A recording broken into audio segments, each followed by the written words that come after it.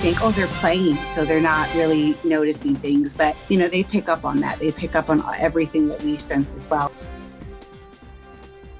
How to talk to your children and others after a tragedy. Tonight, we're hearing from Aaron's House for Grieving Children. Thanks for choosing us at 11. I'm Brian McElhat. And I'm Kristen Miller. We're asking these questions after the death of a Fort Wayne toddler. The boyfriend of the child's mother was arrested for the crime and bonded out of jail today. We want to warn you, this story is difficult to hear. 27-year-old Shaquille Rowe is preliminarily charged with neglect of a dependent resulting in death and battery to someone under 14 resulting in death.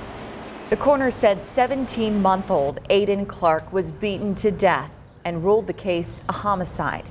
Court documents say Rowe called 911 on Monday saying the little boy wasn't breathing and that he was doing CPR. Aiden's mother had left him and his twin in Rowe's care at their Brookmill Court apartments. Court papers say Rowe told detectives he'd been playing video games and watching a movie. And then when he got out of the shower, Aiden's twin was crying and Aiden was wheezing on the floor. An autopsy found bruising on the boy's neck and chest were the least of his injuries. The medical examiner said Aiden's sternum was fractured and he had massive bleeding from other extreme internal injuries. The doctor estimated the boy lived for up to 5 minutes before he died.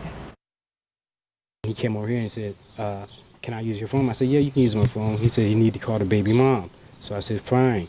And I asked the man, I said, what happened to the baby? He told me he didn't know what happened to the baby, but it was within a 45-minute period with the mom leave and something happened to the baby. It's heartbreaking. My heart dropped, and it's very scary. I don't think no one deserved it. The baby was only 17 months, and the baby was helpless. Court papers note that Shaquille Rowe moved to Fort Wayne from Chicago in November.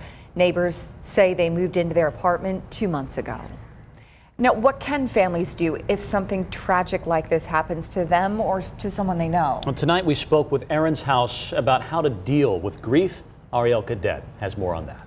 That's right, Brian, Krista. When a tragedy like this happens, Cindy Maldonado Schaefer at Aaron's House says it's important to have honest and open conversations with everyone in the family. She says doing this helps make children feel more comfortable opening up. Losing a family member is never easy, but losing them in a violent way like a murder can be even harder. There are a lot of questions and there are a lot of people maybe wanting additional information.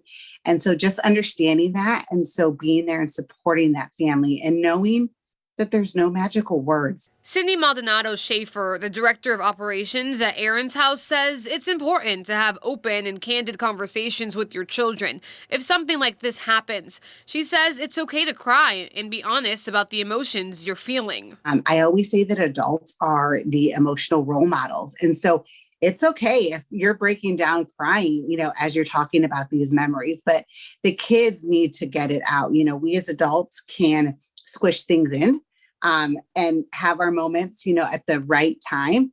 Kids can't do that. Aaron's House for Grieving Children is a safe space for families and children to process their grief. They say children do not have to specify who died or how they died. Instead, they can find comfort in surrounding themselves with people going through the same experiences. What's more important is it's a no judgment zone. What unifies us is grief. And any additional part of our story that we want to share or feel comfortable to share, they can. And I think that's what really provides that safe haven for Aaron's House. It doesn't matter how old the child is. And in some cases, it's better to start the conversation when they're younger to help them feel more comfortable. And especially the younger they are, those memories are going to fade. And so as hard as it is, just having that conversation and being open to whether the kids shut you down, or they're ready to talk about it. I'll have a link to more resources and how to get involved with Aaron's House on our website, WPTA21.com.